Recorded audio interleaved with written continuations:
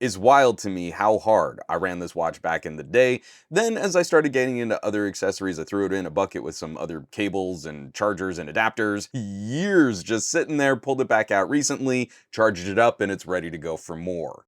I'm sure you've already heard the great news. Pebble is coming back. One of the most beloved fan favorite smartwatches of all time. We're getting new hardware and I really couldn't be happier. At a time where we've been a little starved for competition, it's just beautiful to see one of these brands resurface. The entire timeline of this company was wild, from one of these early smartwatch innovating companies, rolled into the excitement of early crowdfunding experiments, then hitting a bit of a downslope, selling off some of their IP to Fitbit, then Fitbit gets bought by Google. Years after all of that IP went to Fitbit, a push to open source that software from Google. Google agrees to deliver. It's like we can pick right up where we left off. Going to the repebble.com website, hitting their store and seeing two options that look just like the replacements we were gonna get years ago. The Core 2 Duo watch looking like that classic monochrome Pebble screen, and the Core Time 2 being the follow-up to the Pebble Time, color display, metal frame, and a heart rate monitor built in. I was in on that Pebble Time 2 Kickstarter before they pulled the project, and it broke my heart that we never really got that hardware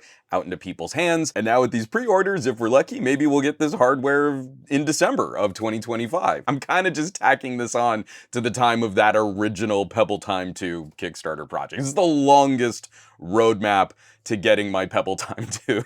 Our tech consumer electronics industry has changed quite a bit since the days of Pebble. I think we've also been seeing a lot of chatter across social media, around the interwebs, on some of the conversation coming from the Pebble team. It's really interesting to me to see how direct these developers are in regards to different platforms and support for accessories. Accessories in general, but specifically their interactions trying to support products like the iPhone. I put in my pre-order for a Core Time 2. During the checkout process, there's a little check mark I had to click just to say whether or not I had an iPhone. I am not unique in this experience. Many people have been sharing this disclosure. It leads you to this part of the FAQ of who should get one of these watches and who should not get one of these watches. You should not get one if you need a perfectly polished smartwatch. This project is a labor of love rather than a startup trying to sell millions of watches. There may be some rough edges, literally.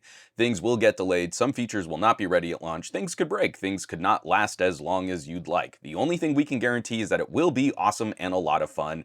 Every time you look down at your watch, you will smile. Lovely. Nice disclosure, just making sure people set their expectations correctly. You should not get one if you're looking for a fitness or sports watch. That's not what we're making. From what we hear, Garmin watches are great for runners, cyclists, and triathletes. Absolutely, I think the top pick for a fitness-focused wearable, not a smartwatch. And I'd also maybe throw a company like Amazfit on that list too. And you should not get one if you're comparing this to an Apple Watch. There is no way for a third-party smartwatch to compete with Apple Watch. Apple restricts third parties in major ways. Read my blog post for more information.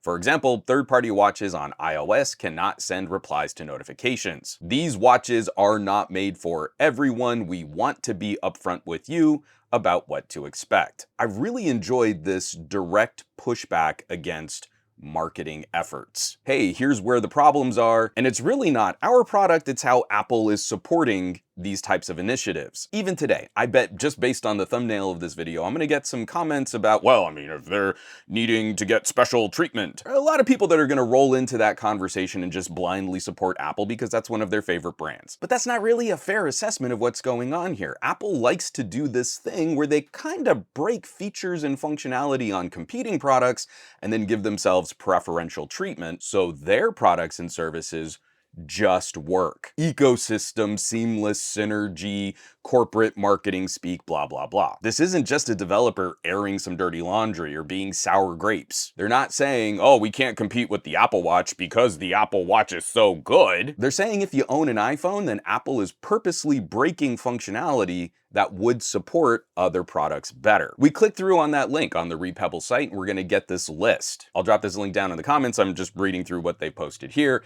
Here are the things that are harder or impossible for third-party smartwatches, i.e. non-Apple watches, to do on an iPhone. There's no way for a smartwatch to send text messages or iMessages. You can't reply to notifications or take actions like marking something is done.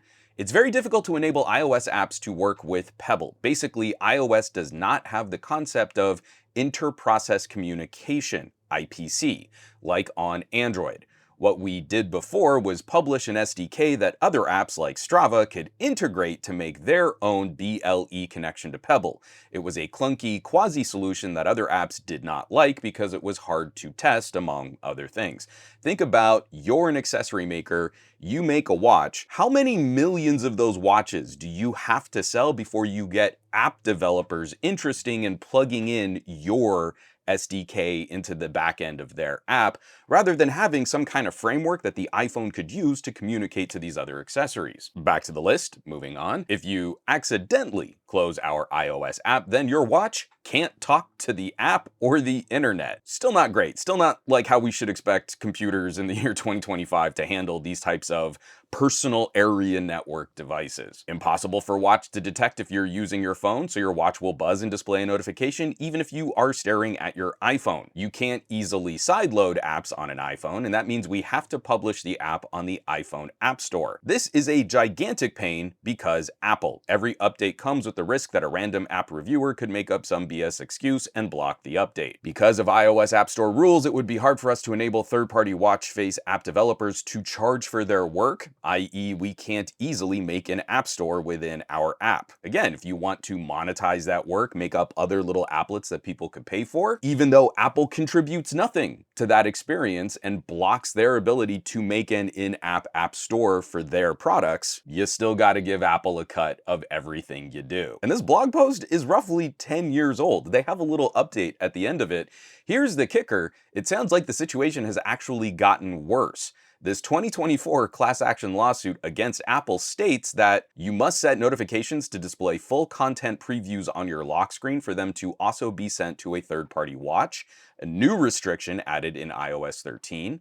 And Apple closed off the ability of smartwatches after Pebble to negotiate with carriers to provide messaging services, and now requires users to turn off iMessage, disabling iOS's core messaging platform if they want to take advantage of such contracts between a third-party smartwatch maker and cellular carriers. So there's nothing stopping you from buying one of these new Pebble watches and pairing it with your iPhone, but I love this direct conversation. And we're going to express what the problems are and where those pain points are originating from. A Pebble on an iPhone is not going to be as nice as a Pebble on an Android, and that's not Pebble's fault. Apple gets a lot of goodwill sentiment based on their marketing, and then we don't always take them to task for some of the skeezy things they do with developers and accessory manufacturers. Things like apps in the App Store and this payment system. I don't know that many of us are big fans of Meta, but during the pandemic, they tried to initiate this system where they could help people charge for their work on Meta platforms, and Meta did not take a cut of those financial transactions. But of course, Apple took a cut, and Meta started getting blowback from people noticing that, hey, the money that I just sent to this other individual, there was a chunk missing. Meta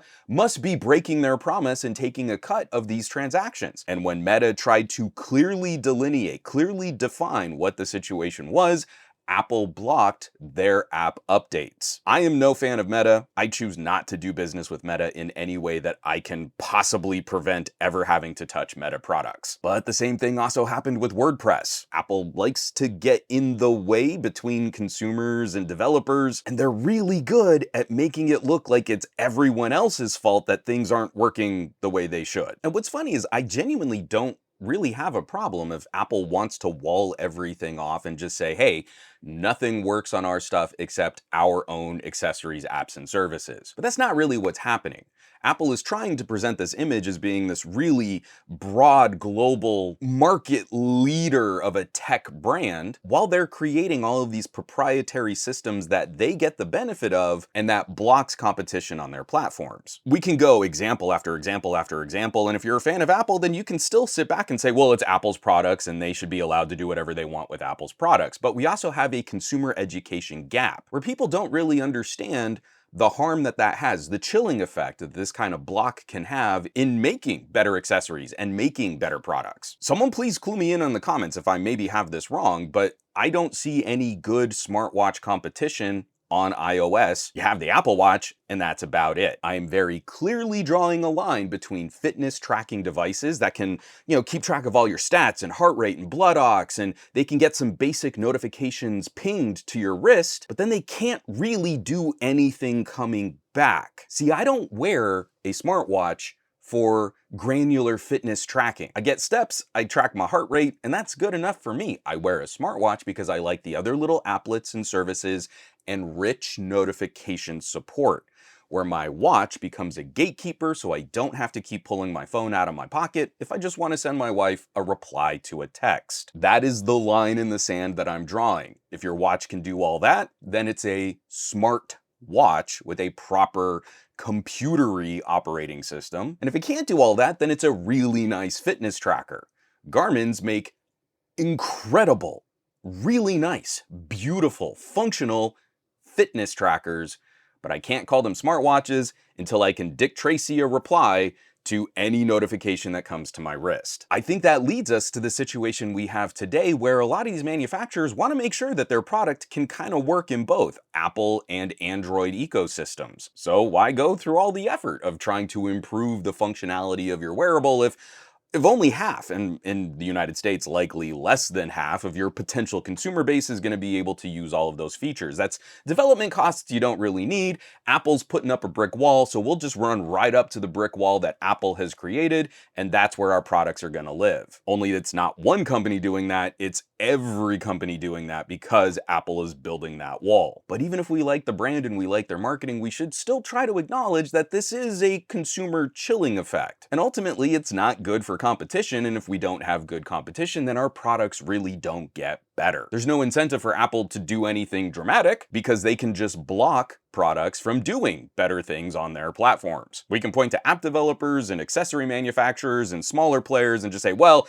they're just mad that their products aren't doing better. If Pebble were super popular and they didn't fail in the first place, then they wouldn't be airing their dirty laundry and being all sour grapes. But no, I'm also on the side of government regulators in the EU taking a closer look at this business practice. This is another article that's going to be linked in the description below, coming by way of the Financial Times, written up by Barbara Mones. Brussels takes action against Google and Apple despite Trump threat. And deep into the article, the Commission on Wednesday also ordered Apple to open its operating systems more to connected devices, such as smartwatches or headphones from other brands. The decision could further force open the iPhone maker's iOS operating system in Europe, despite a number of concessions Apple has already made to Brussels, designed to head off regulatory action. While the decision on Apple cannot lead immediately to fines, if the company refuses to comply, the Commission can take further steps under the DMA that could ultimately lead to financial penalties. The tech group said the Commission's decision, quote, wraps us in red tape, slowing down Apple's ability to innovate for users in Europe and forcing us to give away our new features for free to companies who don't have to play by the same rules. It's bad for our products and for our European users. That is some ballsy PR speak. This move by the Commission does not say anything about Apple giving away their intellectual property. See, Apple loves stealing IP when they can get away from it. That's why Apple Watches have this kind of rich heart rate tracking technology. They enforced the patent, but then they got courts in the United States to say, oh, well, maybe you can't patent medical innovations. It's just so obvious that this company would make a really cool way to track heart rate and blood ox and all this cool stuff, but you can't have a patent on that because Apple wraps us in red tape and slows our ability to innovate. How slow is the rate of innovation at Apple? If we can point to a blog post on Pebble Smartwatches from 2015 and look at all of the basic functionality that Apple blocks from iOS devices communicating to other wearables, and that the situation has not gotten better, it's actually gotten worse.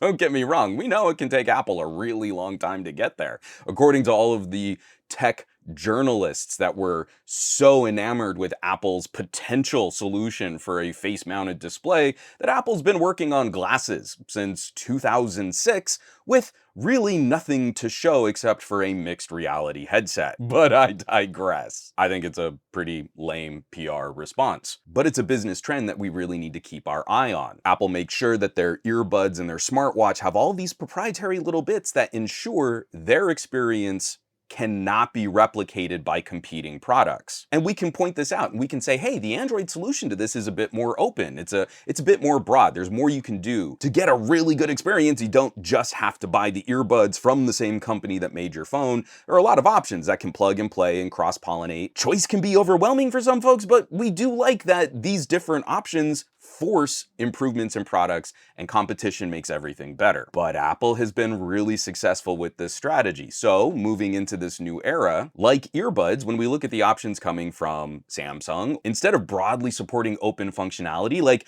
maybe I really want to take my Galaxy Watch and use it with a OnePlus phone. Well, not all the features are gonna work on that Galaxy Watch when you move it to a OnePlus phone. Samsung's newest earbuds have this great high quality audio codec that, again, only functions when those earbuds are paired with a Galaxy phone. And I'm getting a little anxious about Google too. The newest Pixel Buds are really nice little sporty earbuds, and they have a new chip from Google to handle all of the audio processing technologies. And now we just have to hope that they don't follow in a similar direction. Google, Apple, and Samsung, especially here in the North America, just find ways to kind of round robin copy each other. So I really hope that Google's hardware initiative is not one where the best experience is only Pixel Buds paired with your Pixel phone, because I think we would all agree that that's an anti-consumer business practice that kind of forces a consumer lock-in. I have these great earbuds and I still want them to work the best way they can, so I guess I need to buy another Pixel phone for my next phone, even if I can get a really good deal on a Moto or a OnePlus or a Galaxy. That's the chilling effect that we see. It can be very successful financially for a manufacturer, but it's really not the best for consumers. Short story, incredibly long. I've got my pre-order in. I don't know when these watches are gonna ship. I really hope they can meet their timeline. It would be a lovely little Christmas present to myself to get a new Pebble. Just jump back on. I have a Kickstarter backer edition of the Pebble Time, and I mean, it was worn so hard that I've almost rubbed off all of that text on the back of the watch. I could not be happier to see this option return, a solution free of any specific phone or computer manufacturer, giving us something a little spicy to talk about for wearables and accessories. It's how starved we are for competition, especially here in the United States, that the return of Pebble is lighting so many people up. And of course, I'd love to hear from you. Did you get a pre-order in? Are you looking at a Pebble smartwatch? Do you have fond memories of rocking a Pebble back in the day? Drop me some comments down below. Let's just have a little fun. And of course, as I start digging into some of these products, accessories, wearables, a new Pebble watch starts showing up on my wrist, the folks who are going to get to see my coverage first are my amazing patrons. This list of names scrolling by on your screen right now, these are all of the awesome people from patreon.com/SomeGadgetGuy. They're directly contributing and supporting and helping to keep the lights on here in the Gadget Lab. They're basically the coolest tech pals in the universe, and I would not be able to do any of this, my editorials, my writing, my videos, my reviews, without their generosity and support. I really hope you'll check them out. Once again, patreon.com/SomeGadgetGuy. And of course, you know where you can find me around the rest of the internet, at SomeGadgetGuy, basically everywhere these days, but I'm trying to spend a bit more time on the Mastodons, a little on the Blueskis, and a lot less so on the Facebooks and the Instagrams and the Threads, and none at all on that dumpster fire site, and I will catch you all on the next video.